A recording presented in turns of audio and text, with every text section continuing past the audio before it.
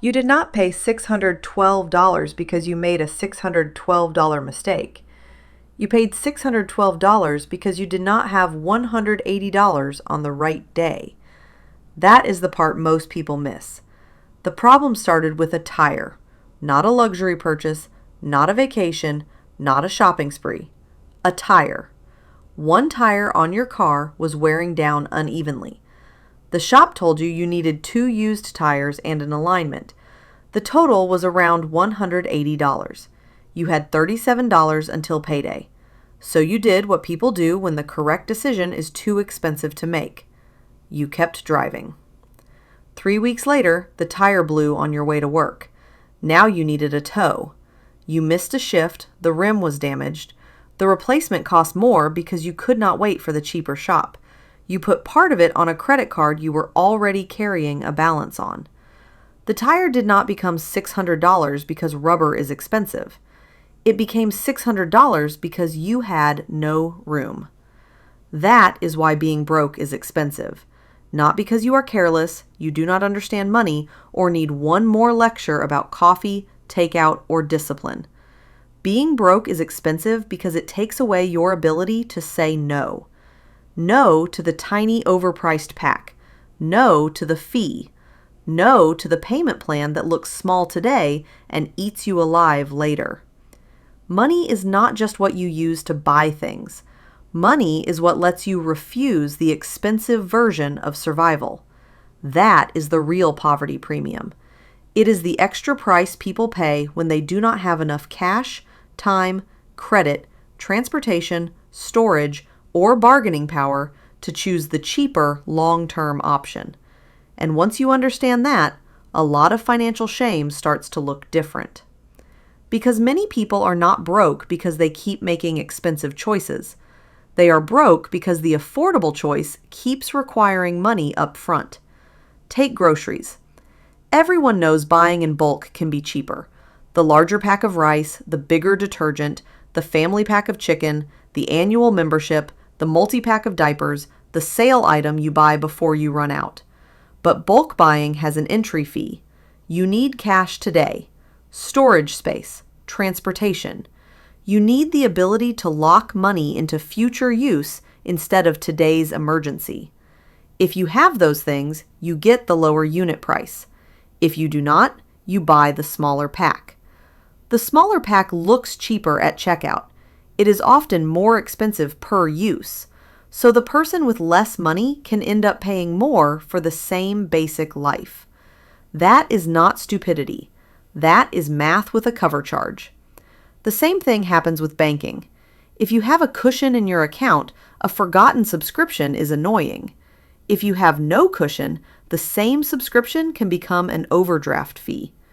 The Consumer Financial Protection Bureau reported that overdraft and non-sufficient fund fees still totaled $5.8 billion in 2023, even after falling sharply from earlier levels. That number matters because overdraft fees are not mainly paid by people who have too much money. They are paid by people whose timing is fragile. 2 people can make the same mistake. One person has a buffer, so the mistake costs $12.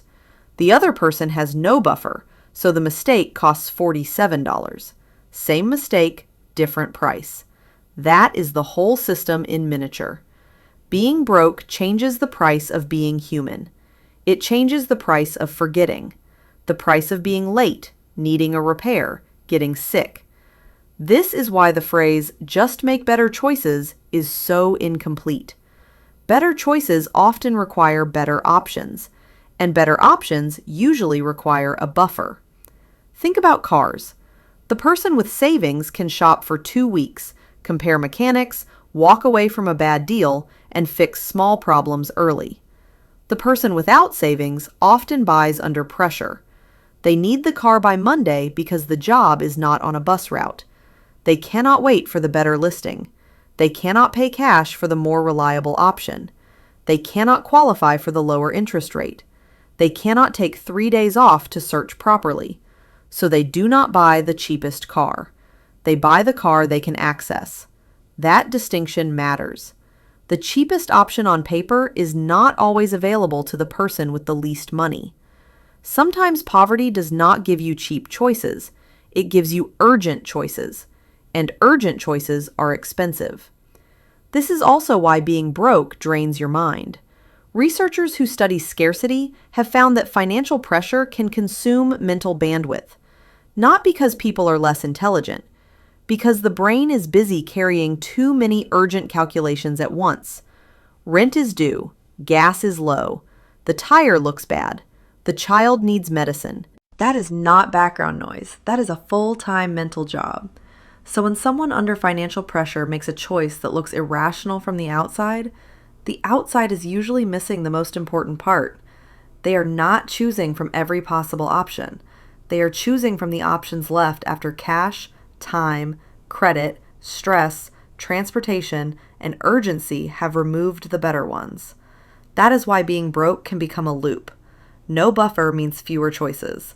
Fewer choices mean higher costs. Higher costs make it harder to build a buffer. And without a buffer, the next problem arrives at full price. That is the trap. Not laziness, not a personality defect, a pricing trap. This is why the first emergency fund is not boring advice. It is not just money sitting there. It is the beginning of choice. The first $500 may not make you feel rich, but it can make one problem smaller. It lets you fix the tire before the blowout, pay the bill before the fee, buy the larger pack once instead of the tiny pack 4 times. That is what a buffer really buys. Not luxury, not status, not freedom in the dramatic Instagram sense.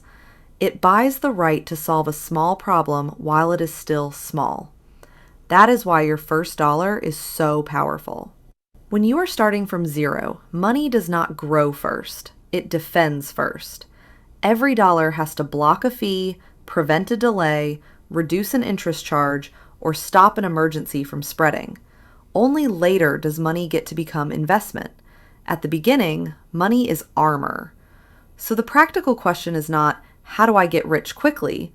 The better question is, where is being broke charging me the most?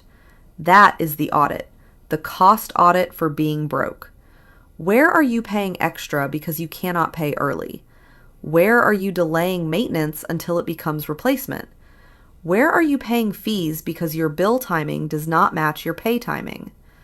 Pick the leak that keeps making everything else harder. For one person, it is overdraft fees. For another, it is car repairs. For you, it is credit card interest. Do not try to fix everything at once. Build the first buffer around the leak that is taxing you the most.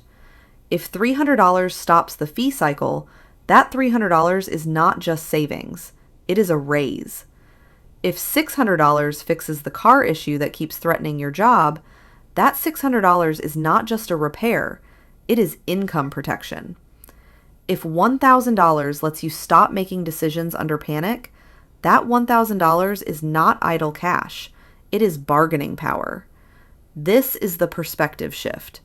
Being broke is expensive because the world charges more when you cannot say no. So the goal is not to shame yourself for paying the poverty premium. The goal is to identify where the premium is showing up, then buy back one piece of choice at a time. Because once you have even a small amount of room, life starts pricing you differently. The same emergency becomes smaller. The same mistake becomes cheaper. The same purchase becomes more flexible.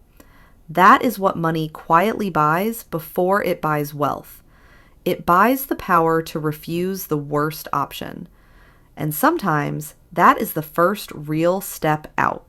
If this made you think of one place where having no buffer has been making your life more expensive, start there. Name the leak, calculate the penalty, and build your first buffer around that exact problem. If you want more practical money systems like this, subscribe to Money Made Easy with Emily.